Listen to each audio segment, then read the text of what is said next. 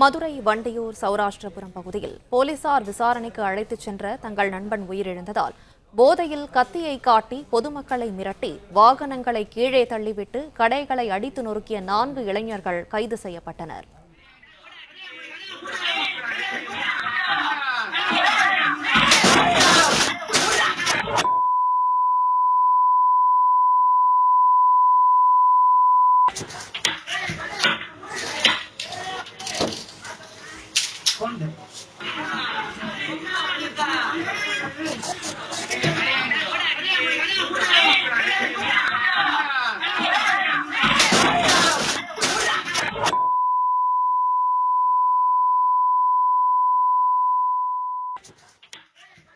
மதுரை வண்டியூர் சௌராஷ்டிரபுரம் பகுதியில் கத்தியை காட்டி மிரட்டி கடைகளை அடித்து நொறுக்கிய 4 இளைஞர்கள் கைது செய்யப்பட்டிருக்கின்றனர்.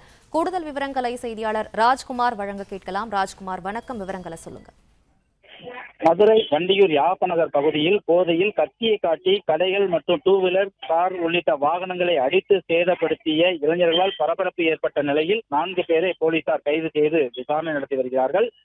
மதுரை யாப்பநகர், அதாவது மதுரை வண்டியூர் அடுத்த யாப்பநகர் பகுதியில நேற்று முன்தினம் 10க்கும் மேற்பட்ட வழக்குகள் நிலுவையில் உள்ள நிலையில், அதாவது 3 தினேஷ் என்ற இளைஞரை போலீசார் விசாரணைக்காக அழைத்து சென்ற போது அவர்களின் பிடியில் இருந்து தப்பி ஓடிய போது அங்குள்ள கால்வாயில் விழுந்து சேற்றில் சிக்கி அவர் உயிரிழந்த விவகாரம் பரபரப்பை ஏற்படுத்திய நிலையில் மதுரை அண்ணாநகர் அந்த யாப்பநகர் பகுதியில அவனுடைய நண்பர்கள் என கூறிக்கொண்டு 10க்கும் மேற்பட்ட இளைஞர்கள் நேற்று இரவு 8 மணி அளவில் அவர்கள் அதிவால் கத்தி உள்ளிட்ட ஆயுதங்களை வைத்துக் கொண்டு அப்பகுதியில் உள்ள மக்களை தொடர்ந்து அச்சுறுத்தியும் அங்குள்ள மெடிக்கல் கடை மற்றும் கார், ஆட்டோ, இருசக்கர வாகனம் உள்ளிட்டவர்களை அடித்து நொறுக்கி அவர்கள் அச்சுறுத்திய வண்ணம் சென்றிருந்தனர்.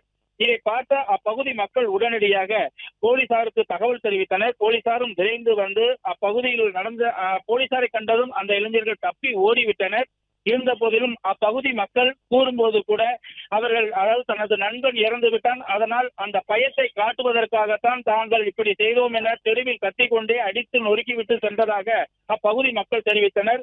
இந்த நிலையிலும் போலீசார் வழக்கு பதிவு செய்து முதற்கட்டமாக சம்சத் ஹுசேன், மருதுபாண்டி, லட்சுமணன், அருண் ஆகியோரை கைது செய்து விசாரணை மேற்கொண்டு வருகிறார்கள். பிளே ஸ்டோர் மற்றும் ஆப் ஸ்டோரில் இருந்து பாலிமர் செயலியை QR கோடு மூலம் பதிவிறக்கம் செய்யுங்கள்.